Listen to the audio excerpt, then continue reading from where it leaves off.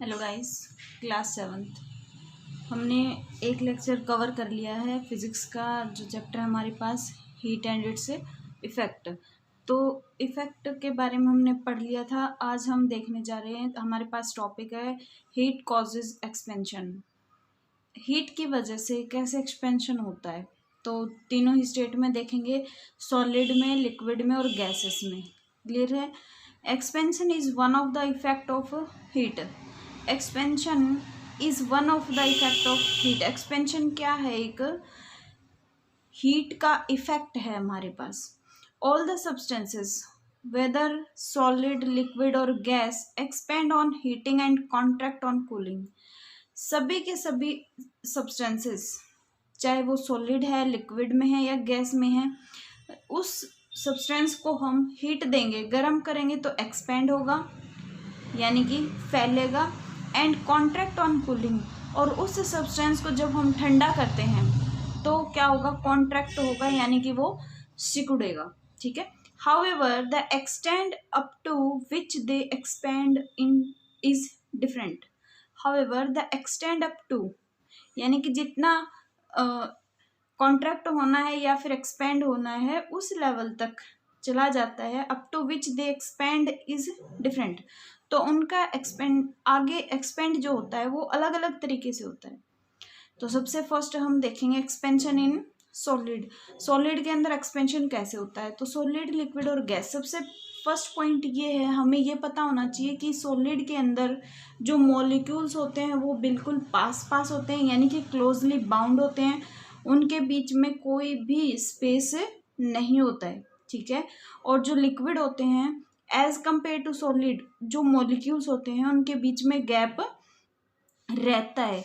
और जो gases molecule होते हैं वो तो बहुत ही दूर दूर होते हैं, उनके बीच में बहुत ज़्यादा गैप होता है। ठीक है। तो देखो एक्सपेंशन इन सॉलिड। सॉलिड के अंदर एक्सपेंशन कैसे होगा? The molecules in solids are packed close to each other. जो मॉलिक्यूल हैं सॉलिड के अंदर वो पैक होते हैं क्लोज टू ईच अदर, एक दूसरे के बिल्कुल पास पास। The position of these molecules is almost fixed in solid. जो पोजीशन होती है मॉलिक्यूल्स की, जैसे हमारे पास मान लो यहाँ पे ये मॉलिक्यूल्स हैं, ठीक है, ये बिल्कुल पास पास क्लोजली बाउंड है एक दूसरे के, इनके बीच में कोई भी गैप नहीं है, कोई स्पेस नहीं है मॉलिक्यूल के बीच में। ठीक है। सारे के सारे मॉलिक्यूल्स जो हैं वो अपनी फिक्स पोजीशन है, उनकी एक फिक्स पोजीशन पे हैं। ठीक है। This space between the molecules is the minimum in solid. जो इनके बीच में स्पेस है वो बहुत ही कम है सॉलिड के अंदर, इनफैक्ट ऑलमोस्ट नेग्लिजिबल। हम ये मान सकते हैं कि कुछ है ही नहीं, नेग्लेक्ट है, नेग्लिजिबल है, इनके बीच में कोई स्पेस हमें नहीं दिख रहा है। दस the force of attraction between the molecules is very strong. अब इनके बीच में, मॉलिक्यूल्स के बीच में जगह नहीं है, इसका मतलब क्या हुआ? हम ये बोल सकते हैं यहाँ से कि जो मॉलिक्यूल्स हैं उनके बीच में जो फोर्स ऑफ अट्रैक्शन है वो बहुत ज़्यादा है, वेरी स्ट्रॉन्ग है, क्योंकि बहुत पास पास हैं। These molecules vibrate only about their main position. अगर ये वाइब्रेशन में आते हैं, मान लो हमने हीट दिया तो वाइब्रेट करेंगे मॉलिक्यूल। अगर वाइब्रेट करते हैं तो ये इधर उधर नहीं जाएंगे, क्योंकि जगह ही नहीं है इनके पास इधर उधर जाने के लिए, कोई गैप नहीं है, कोई स्पेस नहीं है इनके पास इधर से उधर जाने के लिए। तो ये जो वाइब्रेट करेंगे वो अपनी मीन पोजीशन यानी कि जहाँ पे हैं वहीं वाइब्रेट करेंगे। क्लियर है? When you heat A solid, जब आप सॉलिड को हीट देते हैं, the momentum when you heat A solid, जब आप सॉलिड को हीट देते हैं या गर्म करते हैं, the moment of these molecule increases. तो जो मॉलिक्यूल्स हैं उनके बीच का मोमेंट है वो क्या होगा? इंक्रीज होना शुरू होगा जैसे हीट देते हैं। This increases the average distance between the molecules. जो इनके बीच की एवरेज डिस्टेंस है मॉलिक्यूल्स के बीच की, वो क्या होगा? बढ़नी शुरू हो जाएगी, इंक्रीज होगी। Thus the space occupied by the molecules increases। और जो स्पेस है किसके बीच में? मॉलिक्यूल्स के बीच में, वो भी इंक्रीज होना शुरू हो जाएगा। That is volume of solid increases, जिसकी वजह से वॉल्यूम क्या होगा, इंक्रीज होगा सॉलिड का। Let us perform an activity to show expansion in solid. तो एक्सपेंशन कैसे होगा, हमारे पास इसकी एक एक्टिविटी है, लेकिन इस एक्टिविटी को हम क्लासरूम में ही करेंगे।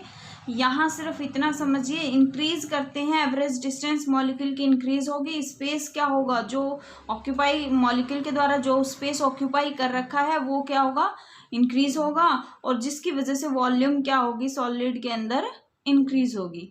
ये बात किसकी थी, एक्सपेंशन, जो सॉलिड के अंदर एक्सपेंशन हो रहा था उसकी। अब हमारे पास पॉइंट है एक्सपेंशन इन लिक्विड। लिक्विड के अंदर एक्सपेंशन कैसे होगा, तो देखिए लिक्विड में एक्सपेंशन कैसे होगा, हमारे पास the molecule of liquid are packed less closely to each other as compare to molecule in solid. अब देखिए हमने सॉलिड के मॉलिक्यूल्स को यहाँ दिखा रखा है, ये बिल्कुल पास पास क्लोजली बाउंड थे। इसका मतलब ये हम कह सकते हैं हमारे पास लिक्विड के मॉलिक्यूल्स हैं वो पैक एंड लेस क्लोजली, यानी कि यहाँ हम ऐसे ये बोल सकते हैं इन मॉलिक्यूल्स के बीच में थोड़ा गैप है। अगर थोड़ा गैप है तो क्या होगा, किसके कंपैरिजन में, सॉलिड के कंपैरिजन में, तो ये क्या है, लेस क्लोज है, ये बोल सकते हैं हम।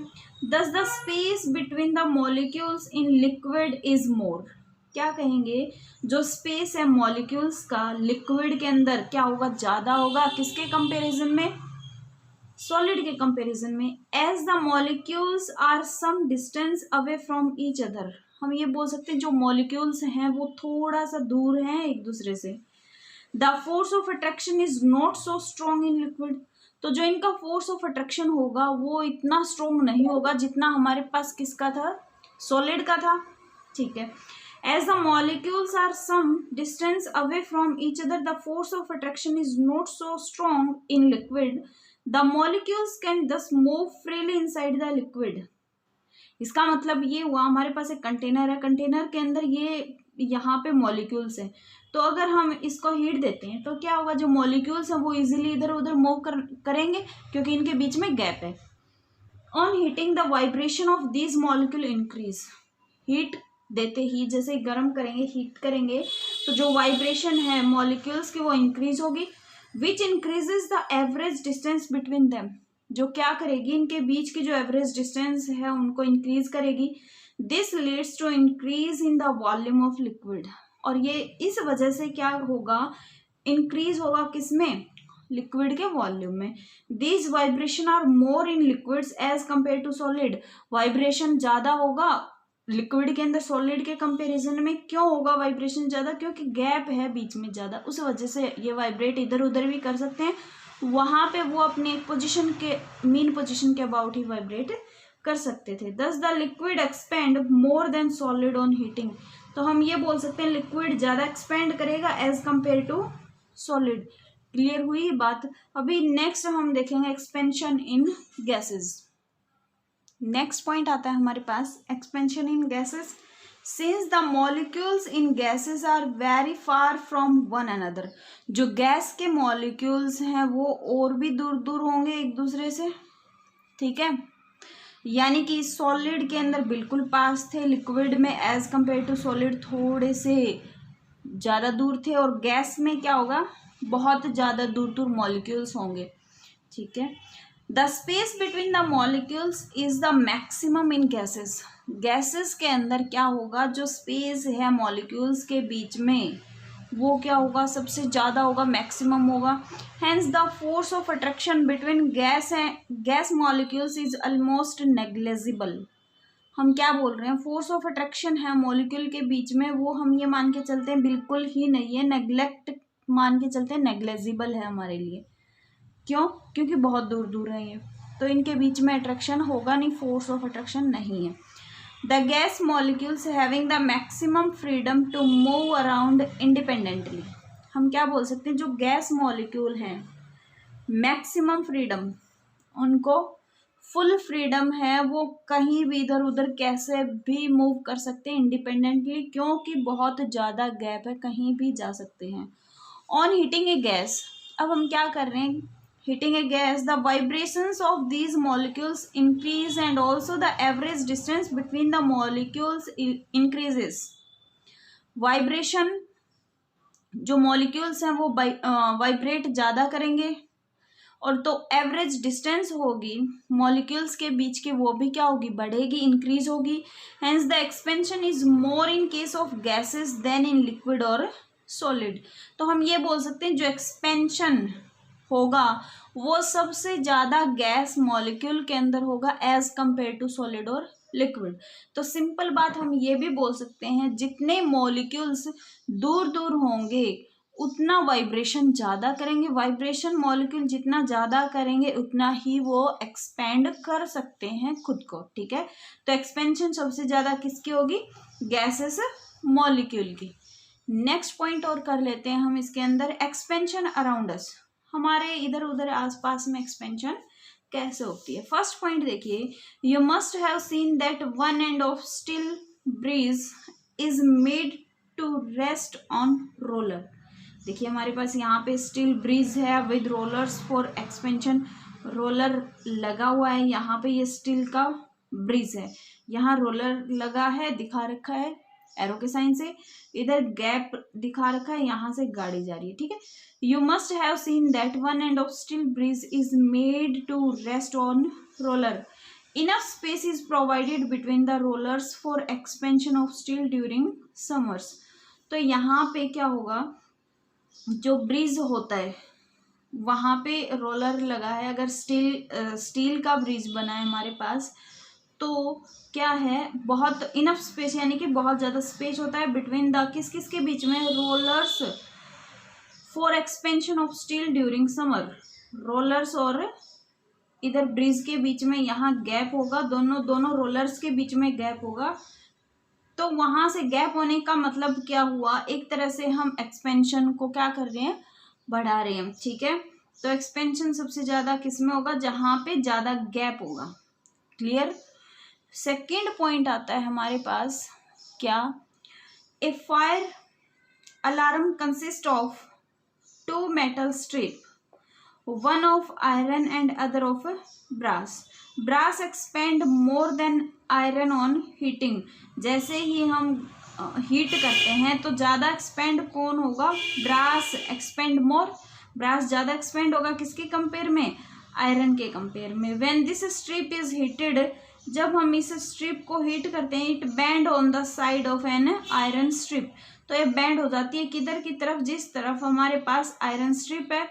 As it bends the circuit of bell is completed. और जैसे ही बैंड होती है वहाँ सर्किट कंप्लीट हो जाता है. The bell start ringing to give an alarm. और जो बेल है वो रिंगिंग यानी कि बजना शुरू कर देती है अलार्म के अंदर.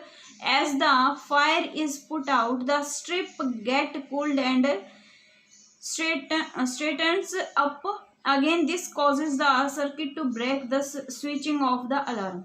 ठीक है, दो हमारे पास यहाँ पे स्ट्रिप होती है, किस किस की, एक ब्रास है हमारे पास और दूसरा आयरन है. तो जो ब्रास है वो ज़्यादा एक्सपेंड होता है इसलिए हम इसका यूज़ कर रहे हैं. स्ट्रिप क्या होगी, हीट होगी, गर्म होगी, तो वो क्या होगी, बैंड हो जाएगी एक साइड से. जिधर हमारे पास आयरन स्ट्रिप है वहाँ से अगर जब वो बैंड होती है, बैंड होते ही क्या होता है, सर्किट बेल का कंप्लीट हो जाता है. ठीक है, जैसे ही बैंड होगी, जैसे ही हीट देंगे, हीट होते ही क्या होगा, बैंड होगी आयरन स्ट्रिप, और बैंड होते ही वहाँ पे सर्किट क्या हो जाता है, कंप्लीट हो जाता है बेल का.